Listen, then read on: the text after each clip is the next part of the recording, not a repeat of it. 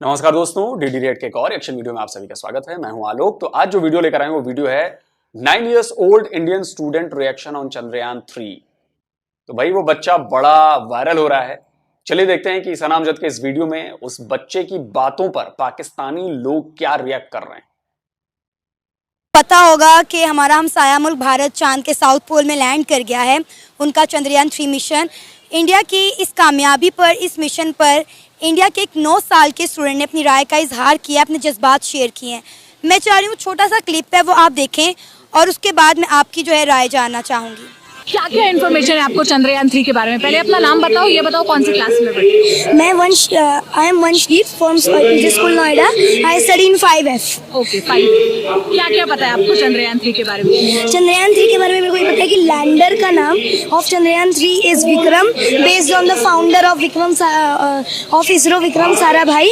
Oh my God, very impressive. And the rover's name is Pragyan because we have unlocked a new level of knowledge and science. Okay. And India is the first country to land on South Pole safely and to do soft landing on Moon.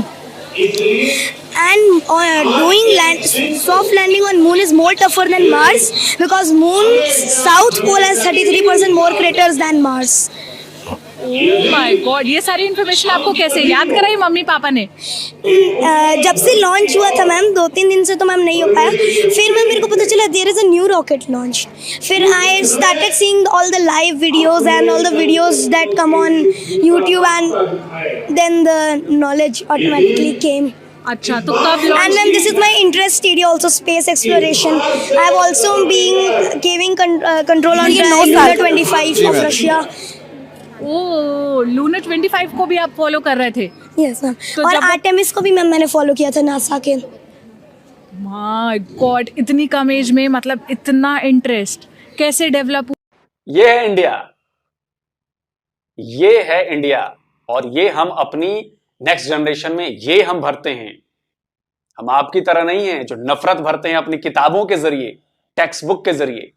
हमारी text book में नफरतें नहीं हैं।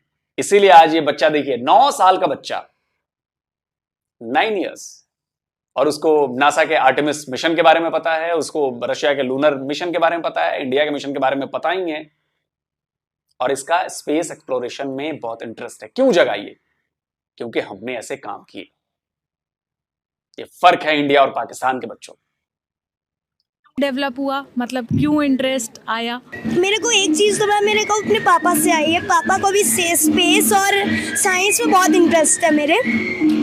और secondly मेरे को science के साथ साथ स्पेस में एक्स्ट्रा इंटरेस्ट है बिकॉज ऑफ रॉकेट, सैटेलाइट्स, इन सब के बारे में। एंड मैम दी बेस जिसकी वजह से मैम मेरे को इंटरेस्ट है तो वो मंगल मिशन वाला मैम, जो मिशन मंगल मूवी है मैम। ओ, मिशन मंगल मूवी देख के, और पापा का भी क्योंकि इंटरेस्ट है तो घर पे बातें होती होंगी। तो अच्छा, ये तो 14 जुलाई को चंद्रयान निकला था और आज 23 अगस्त है। क्या डेली अपडेट्स फॉलो करते थे कि क्या हो रहा है, क्या नया अपडेट आ रहा है? शुरुआत के 2 दिन और हम कुछ दिनों तो मम्मी ने अलाउ नहीं किया कि पढ़ो यार, कितने दिन फॉलो करोगे, पर ऑलमोस्ट डेली मैम। तो कैसे करते थे?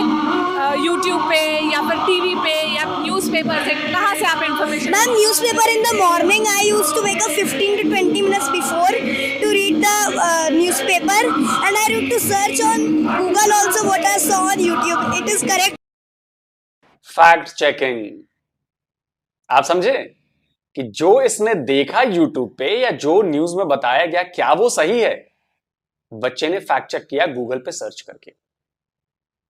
आप समझ रहे हैं मैं क्यों कहता हूं कि हमारी जनरेशन या हमारी आने वाली जनरेशन क्यों एडवांस होती जा रही है?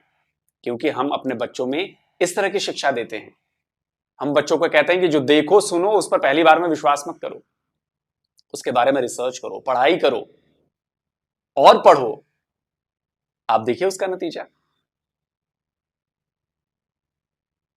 यह है हमारा बच्चों को पालने का तरीका, बच्चों को ग्रो कराने का तरीका। बाकी आपका तो आप जानते ही। आपकी एज कितनी है वंश? 9 years. सर क्या कहेंगे, ये है भारत का फ्यूचर, ये है भारत की एजुकेशन जो आपने देखी कि 9 साल का बच्चा कैसे फर इंग्लिश बोल रहा है, और उसने बताया कि उसको किस तरह से साइंस में इंटरेस्ट है और वो किस तरह से हर मून मिशन को, स्पेस मिशन को जो है वो फॉलो करता है। क्या कहेंगे सर? मेरे तो कह लें कि अल्फाज ही ख़त्म हो गए इस बच्चे की बातें सुनने के बाद। जी माशाल्लाह, अच्छी बात है। और बच्चे से यहाँ से आप देख लें कि उनके जो छोटे छोटे बच्चे हैं उनको एजुकेशन कैसी मिल रही है। हमारा जो मुल्क है वो बहुत ज़्यादा पीछे है। उनके बच्चों को इतनी एजुकेशन मिल चुकी है कि वो उसके ऊपर पूरी डिबेट कर सकते हैं। हम तो अभी आपको अपने से बाहर नहीं आ रहे, तो हम आपको क्या बताएं कि हमारा मुल्क चांद पे नहीं पहुंचा। माशाल्लाह अच्छी बात है, इंडिया अगर चांद पे पहुंच गया तो बहुत अच्छी बात है। दूसरे हमें भी कोशिश करनी चाहिए कि हमारा मुल्क भी जाए और तरक्की करे। लेकिन हमारे जो मुल्की हालात जो हैं वो इस टाइम हम बहुत ज़्यादा पीछे हैं। तो अपने यानी कि हम पेट्रोल पे, बिजली पे इससे ही नहीं बाहर आ रहे, तो हम चांद पे चले जाएं या आसमान पे चले जाएं, उसका कोई फ़र्क नहीं पड़ता। सर आप ये देखें कि एक छोटे से 9 साल के बच्चे ने हमें वो बातें बताई हैं जो पाकिस्तान के पढ़े लिखे नौजवानों को भी नहीं पता होंगी। उसने कहा कि मैं स्पेस साइंस में इंटरेस्ट रखता हूँ और मैं उनके तमाम चैनल्स को, उनकी चीज़ों को फॉलो करता हूँ। तो आप देखें कि एजुकेशन के मयार का कितना फ़र्क है। बहुत ज़्यादा फ़र्क है, जाहिर सी बात है, तभी तो वो चांद पे हैं और हम यहाँ पे ज़मीन पे हैं। यही फ़र्क होता है ना कि जो एजुकेशन, जो मुल्क अपने बच्चों के ऊपर काम करता है, हमारी गवर्नमेंट अगर अपने बच्चों पे काम करे तो हमारे बच्चे भी ये बात सारी उनको पता हो, चांद पे कैसे जाना है, कैसे हमारा मुल्क ने हम कौन कौन सी तरक्की की है। उनको यही नहीं पता, अभी तक एजुकेशन इतना एजुकेट किया ही नहीं गया, क्योंकि वो जो उनके माँ बाप है वो अपने मसलों से ही नहीं बाहर आते, तो वो एजुकेशन कैसे उनको मिलेगी जब तक गवर्नमेंट उसमें अपना पूरा हिस्सा नहीं डालेगी। सर आपको लगता है कि पाकिस्तान के बच्चों को पता होगा स्पेस साइंस क्या है, या अगर हम बात करें हमारी स्पेस एजेंसी, उसका नाम भी पता होगा पाकिस्तान के बच्चों को, अगर हम यहाँ पे किसी से पकड़ के बात करें तो? मैं आपको बताऊं, मुझे खुद को भी नहीं पता, क्योंकि ये जाहिर सी बात है ना। मैं आपको सबसे पहली बात ये की है कि इंसान को पता तब चलता है कि जब आपका मुल्क, अपना घर, अपना सिस्टम ठीक चल रहा हो। हम अपने सिस्टम से ही नहीं बाहर आ रहे, तो हम पाकिस्तान चांद पे जाना तो चाहिए। जो जो टेक्नोलॉजी दुनिया में आ रही है उनको यूज़ करना चाहिए। दूसरा वो नासा है, उनकी तो मेरा ख्याल नासा है इंडिया की, तो उनका पता है, हमें अपना नहीं पता, क्योंकि ये भी मीडिया के थ्रू हमें पता चला, क्योंकि हम उनको देखते हैं। उनकी एजुकेशन बहुत अच्छी। नासा अमेरिकन है स्पेस एजेंसी, हमारी स्पेस एजेंसी का नाम इसरो है, Indian Space Research Organisation, ISRO है। उनके काम बहुत अच्छा है, उनकी गवर्नमेंट सपोर्टिव है। आपकी जो मिडिल क्लास है, लो क्लास है, उनको सपोर्ट करती है, तो जाहिर सी बात है वो तरक्की करेंगे। हम तब तरक्की करेंगे जब हमें गवर्नमेंट रिलीज देगी। हमें गवर्नमेंट रिलीज ही नहीं देती तो हम तरक्की कैसे करेंगे? आप पाकिस्तान के एजुकेशन के निज़ाम से सेटिस्फाइड हैं? बिल्कुल भी नहीं। जाहिर सी बात है, एजुकेशन हो, उनका लेवल देखें और हमारा लेवल देखें। हमारा 1 साल के बच्चे को पूछें, वो कहेंगे फलानी पार्क में बड़े अच्छे झूले लगे हुए हैं। वो आज मैंने पापा, टिकटॉक का पता होगा उन्हें, स्नैपचैट का पता होगा उन्हें, पबजी का पता होगा। बिल्कुल, यही चीज़ें हैं ना, सोशल मीडिया। जी पबजी ऐसे है, उसमें ऐसे कपड़े खरीदने हैं, उसमें ऐसे करना है, फलाना करना है, ढमकाना करना है। ये एजुकेटेड बच्चे ये हैं जो साइंस को फॉलो करें। हमारे बच्चे पबजी को, ये ड्रामों को, ये दूसरी चीज़ों को, ये गेमों को, कौन सी गेम लॉन्च होने वाली है, कौन सी नहीं, उनको इनमें इंटरेस्ट है। हम एजुकेट ही नहीं किया गया। गवर्नमेंट ने उनके लिए कुछ ऐसा सिस्टम ही नहीं बनाया कि जिसमें उनको इस चीज़ की भी नॉलेज मिले कि हमारा मुल्क कहाँ तरक्की कर रहा है। हम तो तरक्की कर ही नहीं रहे, हम तो बल्कि पीछे आए जा रहे हैं। हमें तो चाहिए कि हम जैसे उनके बच्चों को फैसिलिटीज़ है कि जो बच्चा जहाँ पे उसका शौक़ है, यानी कि इस चीज़ का उसे शौक़ है, वो उसमें उसको पूरा थ्रू आउट उसको देते हैं, यानी कि उसको पूरा सिस्टम बना के देते हैं। हमारे पास तो हम अपने काम से, बिजलियों के बिलों से या पेट्रोल से, हम इन चीज़ों से बाहर आएंगे तो हम एजुकेट होंगे ना। हम तो एजुकेट हो ही नहीं सकते ऐसे। क्या कहेंगे सर, ये छोटा सा बच्चा है, उसने चंद्रयान 3 के बारे में ऐसे इन्फॉर्मेशन दी है जो शायद पाकिस्तान के किसी भी PhD होल्डर को ना पता हो। देखिए एक्चुअली इसमें यह है ना, देखें उन्होंने काफ़ी दिनों से उन्होंने जो रॉकेट चांद पे भेजा था वो उस बारे में इंफॉर्मेशन देते होंगे अपनी पब्लिक को।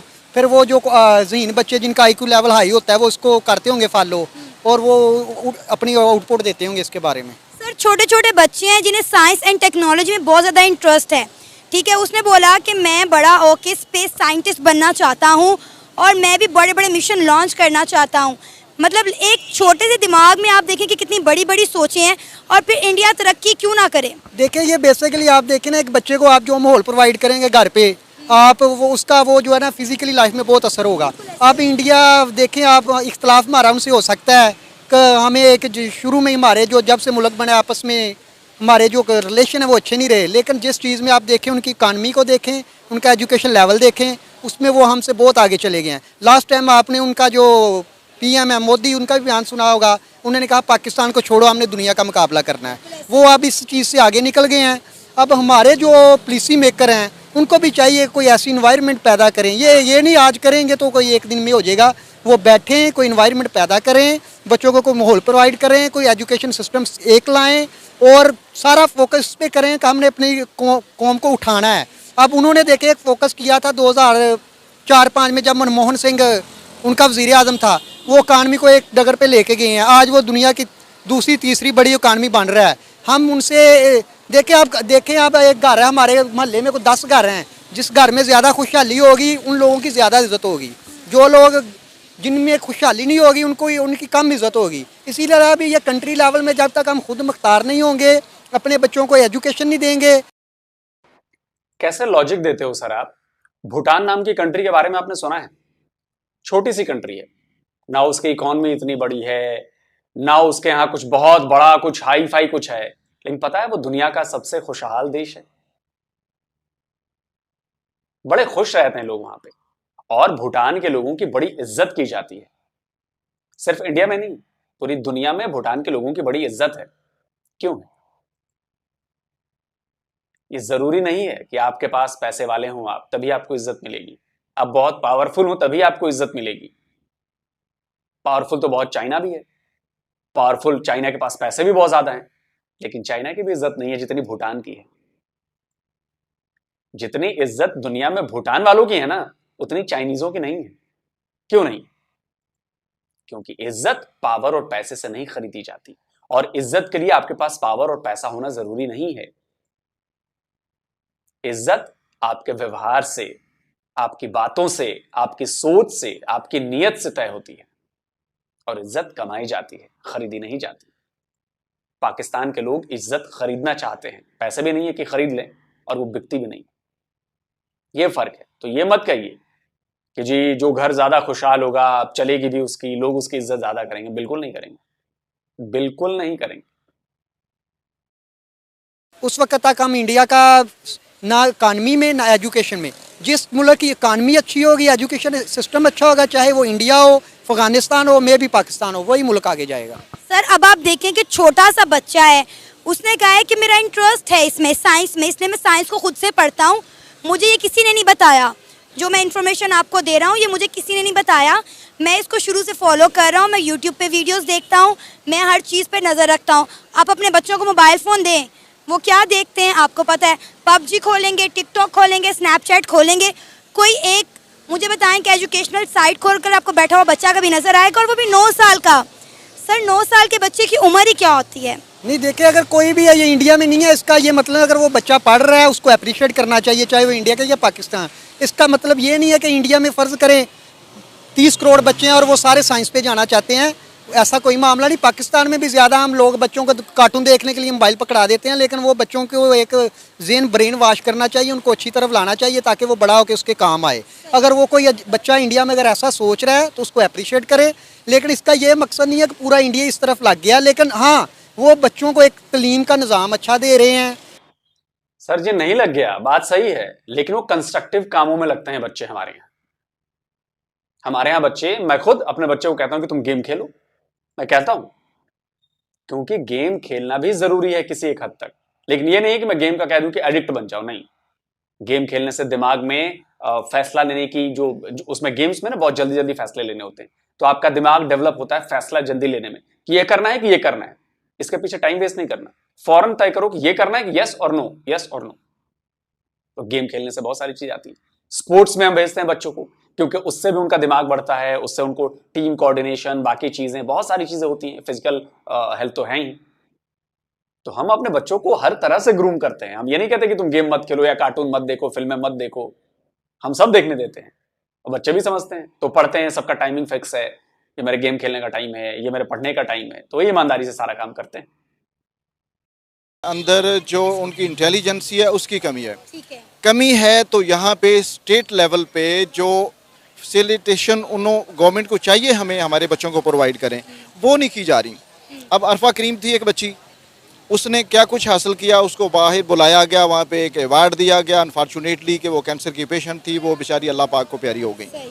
इसी तरह से हमारे और बहुत सारे ऐसे बच्चे हैं जिनके अंदर बेशुमार टैलेंट है और वो मुल्क का नाम हर लेवल पे जाके रोशन करना चाहते हैं, रोशन कर भी चुके हैं, लेकिन बदकिस्मती से स्टेट लेवल पे उनकी सरपरस्ती नहीं की जा रही। आवाम को उनके बलबूते पे छोड़ा जा रहा है, आवाम को गुर्बत की चक्की में धकेला जा रहा है। जो बेचारे अफोर्ड कर जाते हैं वो अपने बच्चों को कुछ ना कुछ अच्छे लेवल की तालीम दिलवा जाते हैं, जो नहीं अफोर्ड कर जाते वो इसके बावजूद कि उनके बच्चे आगे जाना चाहते हैं, हायर एजुकेशन, क्वालिटी एजुकेशन हासिल करना चाहते हैं, वो उससे महरूम रह जाते हैं। और सबसे बड़ी बात किस्म थी कि जितने हमारे बड़े शहर हैं वहाँ पे क्वालिटी एजुकेशन नहीं, क्वालिटी एजुकेशन सिर्फ लाहौर में ला के बसा दी गई है। अब जितना जनूबी पंजाब है, हर शहर से लोग माइग्रेटेड हैं यहाँ पे Lahore for education purpose. District level पे, डिवीज़न लेवल पे ये क्वालिटी एजुकेशन वहाँ पे दी जाए तो लोग अपने लोकल लेवल पे बैठ के अपने उन वसाइल को इस्तेमाल करते हुए अपने बच्चों को तालीम से आरास्ता करें, जबकि ऐसा नहीं हो रहा। तो ये बेसिक वजह है। स्टेट लेवल पे गवर्नमेंट जब भी रिस्पॉन्सिबिलिटी लेगी अपनी बच्चों को, अपनी रियाया को, अपनी आवाम को, स्टेट इज़ रिस्पॉन्सिबल, जब वो मौजूदा सहूलतें देगी जो उनको रिक्वायर्ड हैं। सर जी, पंजाब आने का या लाहौर आने का उनकी मजबूरी है। जो आपने बात कही ना, वो मैं इसलिए इसको जरा दूसरे तरीके से समझाता हूं आपको, क्योंकि पाकिस्तान का मतलब ही है पंजाब। सारे जो दूसरे आपके सूबे हैं वहां से पैसे लिए जाते हैं और सारी जो सुविधाएं हैं वो पंजाब में दी जाती हैं, खासकर लाहौर, इस्लामाबाद और इधर, और सारी पंजाबियों को दी जाती हैं, पंजाब में दी जाती हैं। बलूचिस्तान की गैस आपके यहां आएगी लेकिन बलोचियों को गैस नहीं मिलेगी। पाकिस्तानियों को पार्ट जम्मू कश्मीर से आप वहां पर बिजली पैदा करेंगे और वो बिजली आप यहां यूज करेंगे, उनको देंगे आप 40 रुपए पर यूनिट।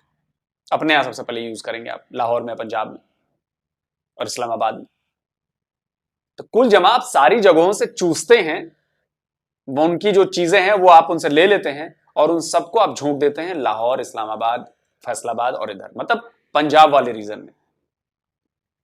तो जाहिर सी बात है कि भाई जहां पर इतना इन्वेस्टमेंट होगा उस इलाके में डेवलपमेंट होगी। तो पंजाब आपका डेवलप है तो वहां पे यूनिवर्सिटीज हैं, कॉलेजेस हैं, दूसरे इंस्टीट्यूट्स हैं, बाकी भी चीजें हैं, तो लोग आपके यहाँ ही आएंगे ना जहां पर सुविधा ज्यादा मिलेगी।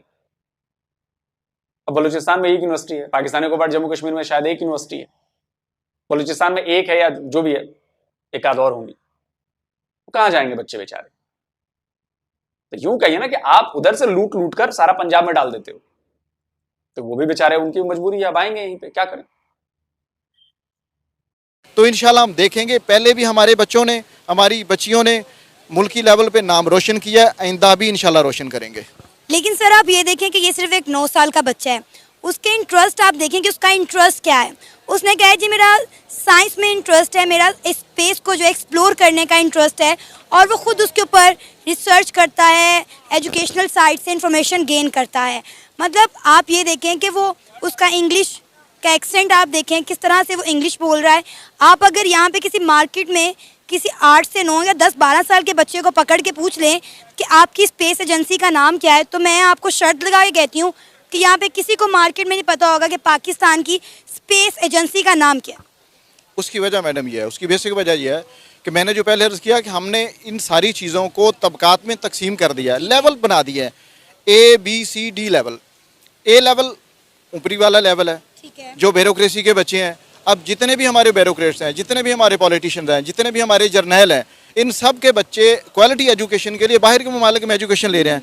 उससे नीचे वाला तबका यहाँ भी रह जाता है कि जो 50-50 हज़ार फीसें पे करके अपने बच्चों को अच्छी तालीम दिलवा रहे हैं। उससे नीचे एक तबका है, वो 10-20 हज़ार वाली फ़ीस पे कर रहे हैं। उससे एक नीचे तबका है जो महल्लों में, जो गलियों के छोटे छोटे स्कूल्स हैं या जो गवर्नमेंट के स्कूल्स हैं, वहाँ पे जाके बच्चों को अपनी एजुकेशन दिलवा रहे हैं। वो अपना डंग पूरा करवा रहे हैं कि चलें बच्चों को घर से निकालें, उनको थोड़ा शऊर आ जाए। अब जिस घर में गुर्बत होगी, जहाँ पे हर वक्त मुआशी महंगाई और मुआशी बात हाल ही डिस्कस होगी, वहाँ पे बच्चों के अंदर जो स्किल्स हैं वो भी ज़ाया हो जाती होती हैं। तो सर ये तो सारा का सारा हमारी गवर्नमेंट का कसूर है कि वो अच्छे एजुकेशनल ना तो इदारे बना पा रही है। आप सरकारी स्कूलों का हाल देख लें, क्या आप अपने बच्चों को पाकिस्तान के सरकारी स्कूलों में पढ़ाना चाहेंगे?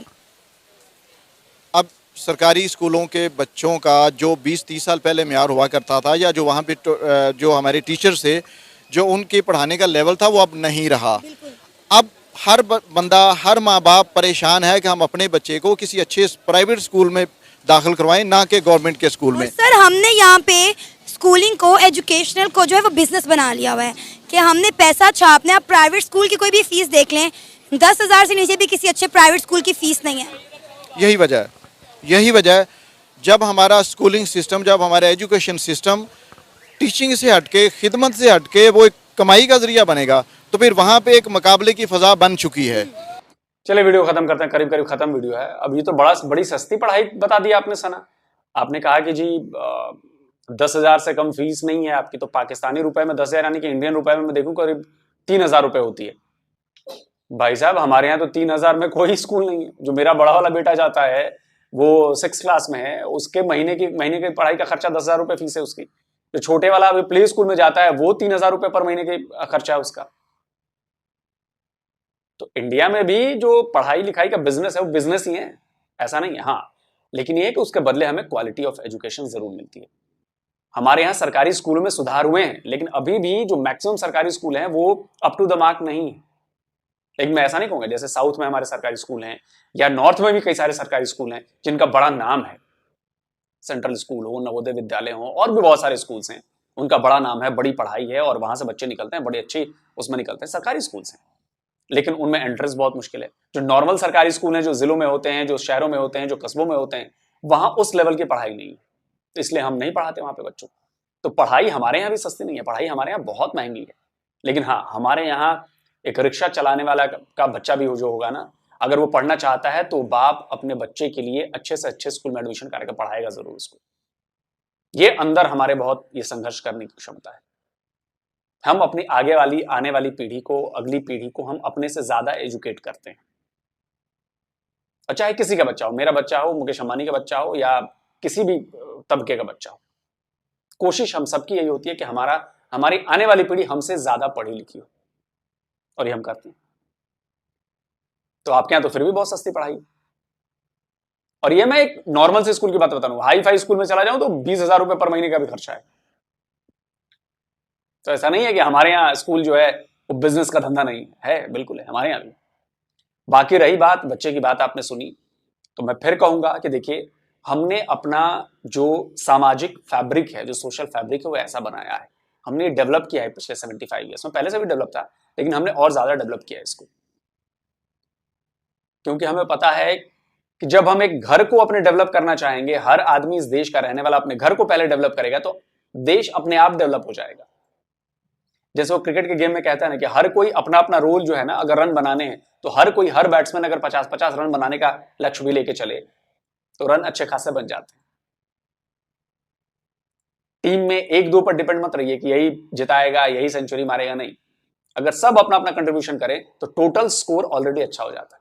ठीक यही फॉर्मूला जो है वो देश के डेवलपमेंट पर भी लागू होता है। अगर हर कोई अपने अपने घर से डेवलपमेंट की शुरुआत करे, हम पढ़ाएंगे, हम थोड़ा और बेहतर बनेंगे, अपने घर की इकोनॉमी को और ठीक करेंगे, तो ओवरऑल देश डेवलप हो जाएगा, ओवरऑल देश की इकोनॉमी ठीक हो जाएगी। इनमें सबका शामिल होना जरूरी है, और हम यही करते हैं, इसीलिए इंडिया डेवलप हो रहा है। हमने अपने एजुकेशन पे काम किया है, और ये आज से काम नहीं कर रहे हैं हम, ये हजारों साल से हम अपने एजुकेशन पे काम कर रहे हैं। मैं अक्सर अपने घर का एग्जाम्पल देता हूं। जो मेरी बड़ी बुआ थी, वो मास्टर्स थी, सोचिए गांव में रह के, एकदम गांव में रह के मास्टर्स थी। जो मेरे परदादा थे वो भी बहुत ही पढ़े लिखे ज्योतिषाचार्य थे, वो बहुत पढ़े लिखे आदमी। मेरे दादा रहे, वो बहुत पढ़े लिखे आदमी। तो ऐसा क्यों हुआ? क्योंकि पढ़ाई पर हमने शुरू से जोर दिया है। मेरे दादाजी के छोटे भाई तो प्रोफेसर थे, तो हमने पढ़ाई को प्रायोरिटी दी। सबसे पहले पढ़ाई है, उसके बाद बाकी चीजें, क्योंकि पढ़ाई जो है वो चाबी है डेवलप होने की। बाकी आप बताइए भाई, आप लोग किस तरह कमेंट करना चाहेंगे और किस तरह की बातें करना चाहेंगे, कमेंट में जरूर बताएं। जल्दी मिलता हूं एक और नए वीडियो के साथ। नमस्कार।